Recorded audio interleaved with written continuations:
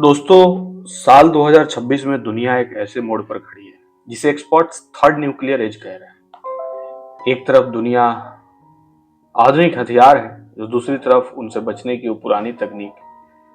अब अरबपतियों का नया स्टेटस सिंबल बन गई है अंडरग्राउंड न्यूक्लियर बंकर्स। क्या आपने कभी सोचा है कि अगर वाकई में लाल बटन दब गया तो क्या ये जमीन के नीचे बने कंक्रीट के कमरे हमें बचा पाएंगे? आज की इस वीडियो में हम जानेंगे कि इन बंकर्स की असलियत क्या है, दुनिया के ताकतवर देश कहां छिपने की तैयारी कर रहे हैं, और क्या एक आम इंसान के लिए इसमें कोई जगह है। 2026 में हालात बदल चुके हैं। न्यू स्टार्ट जैसे सांधिया खत्म हो चुकी है और अब कोई लिमिट नहीं है। रूस ने बेलारूस में परमाणु हथियार तैनात कर दिए और चीन अपनी मिसाइल साइलोस की संख्या तेजी से बढ़ा रहा है। अमेरिका अब गोल्डन डाउन जैसी नई मिसाइलें डिफेंस सिस्टम पर अरबों डॉलर खर्च कर रहा है। लेकिन डिफेंस सिर्फ हवा में नहीं, जमीन के नीचे भी है। चलिए देखते हैं दुनिया के अलग अलग देश कैसे तैयारी कर रहे हैं। दुनिया में एक ऐसा देश है जो परमाणु युद्ध के लिए सबसे ज्यादा तैयार है, स्विट्जरलैंड। यहाँ का कानून कहता है कि हर नागरिक के लिए बंकर में जगह होनी चाहिए। 2026 के आंकड़ों के मुताबिक स्विट्जरलैंड के पास 90 लाख से ज्यादा लोगों के लिए 3.7 लाख बंकर्स हैं, यानी आबादी का 107% हिस्सा सुरक्षित रह सकता है। इन बंकर्स की खासियत है कि इनका मैनुअल एयर फिल्ट्रेशन सिस्टम, अगर ईएमपी इलेक्ट्रोमैग्नेटिक पल्स से बिजली गुल भी हो जाए तो हाथ से चलाकर हवा साफ की जा सकती है। क्या बाकी दुनिया ऐसी है? बिल्कुल नहीं। आजकल सिलिकॉन वैली के दिग्गजों के बीच बंकर्स बिल्डिंग का एक ट्रेड बन गया है। मार्क जुकरबर्ग हवाई में $100 मिलियन का एक कॉम्प्लेक्स बना रहे हैं जिसमें 5,000 स्क्वायर फीट का अंडरग्राउंड बंकर है। ओपन एआई के सैम अल्टमैन के जेफ बेजोस भी अपनी सुरक्षा के लिए भारी निवेश कर रहे हैं।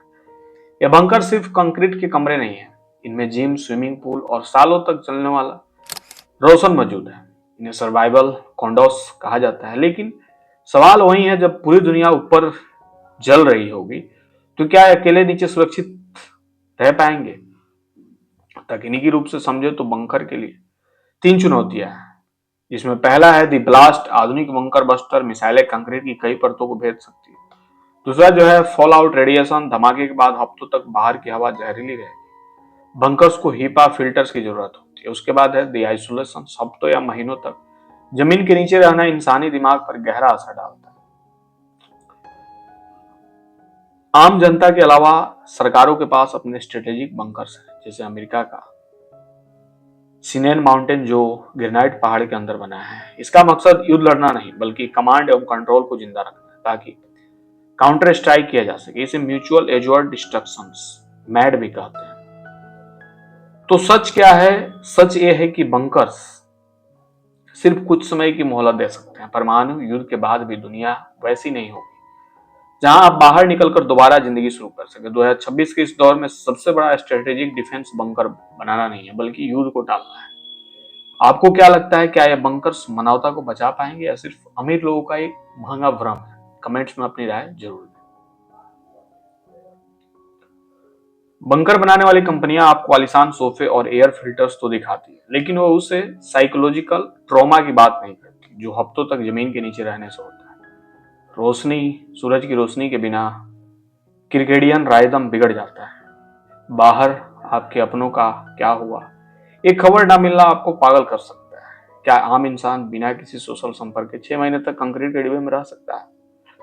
अब बात करते हैं अपने देश की। भारत की नो फर्स्ट यूज पॉलिसी का मतलब है हमें दुश्मन के पहले वार को सहन के बाद जवाब देना है। इसके लिए भारत के पास स्ट्रेटेजिक कमांड सेंटर्स है। दिल्ली के लुटियस जोन के नीचे और हिमालय की पहाड़ियों के अंदर ऐसे गुप्त बंकर्स मौजूद है जो परमाणु हमले के बाद भी हमारे न्यूक्लियर मिसाइल को लॉन्च करने का आदेश दे सकते हैं। लेकिन आम जनता के लिए भारत में स्विट्जरलैंड जैसा पब्लिक बंकर सिस्टम नहीं है। यहाँ की घनी आबादी के कारण मास लेवल बंकर्स बनाना एक बहुत बड़ी चुनौती है। मान लीजिए आप बंकर में बच गए, लेकिन 3 महीने बाद जब आप बाहर निकलेंगे तो क्या मिलेगा? न्यूक्लियर विंटर, आसमान में इतनी राख होगी कि सालों तक सूरज नहीं दिखेगा। खेती नामुमकिन होगी। इलेक्ट्रॉनिक ब्लैकआउट, ईएमपी की वजह से आपके फोन, कार और इंटरनेट सब कबाड़ बन चुके हैं। रेडियो एक्टिव फॉलआउट, मिट्टी और पानी हजारों सालों के लिए जहरीला हो सकता है। इस नियम के मुताबिक रेडिएशन वक्त के साथ कम तो होगा, लेकिन क्या बाहर की दुनिया फिर से रहने लायक होगी? शायद नहीं। 2026 में अब AI मैनेज बंकर्स का दौर है। ये बंकर्स खुद तय करते हैं कि कब हवा से फिल्टर करना है और हाइड्रोपोनिक के जरिए बिना मिट्टी के सब्जियों कैसे उगाएं। यह तकनीक अच्छी तो है, लेकिन यह सिर्फ चंद अमीर लोगों की पहुंच में है। अंत में सच्चाई यही है कि बंकर एक टेम्पोररी सोल्यूशन है, फाइनल क्योर नहीं। असली डिफेंस बंकर बनाना नहीं बल्कि डिप्लोमेसी है, क्योंकि परमाणु युद्ध में कोई जीतता नहीं, बस कुछ लोग दूसरों से थोड़ा देर में मरते हैं। 2026 में बढ़ते परमाणु तनाव के बीच क्या अंडरग्राउंड बंकर्स वाकई में बचा सकते हैं? क्या मार्क जुकरबर्ग और अन्य अरबपतियों की तैयारी सही है? इस वीडियो में हम लोग स्विट्जरलैंड के बंकर के मॉडल से लेकर भारत की रणनीति तैयार तक सब कुछ डिकोड देखें। परमाणु युद्ध के बाद की असलियत क्या होती है, आप कमेंट करके बताएंगे। आई होप आपको वीडियो समझ में आया होगा। जल्दी मिलते हैं ऐसे कोई एक और नया वीडियो लेकर।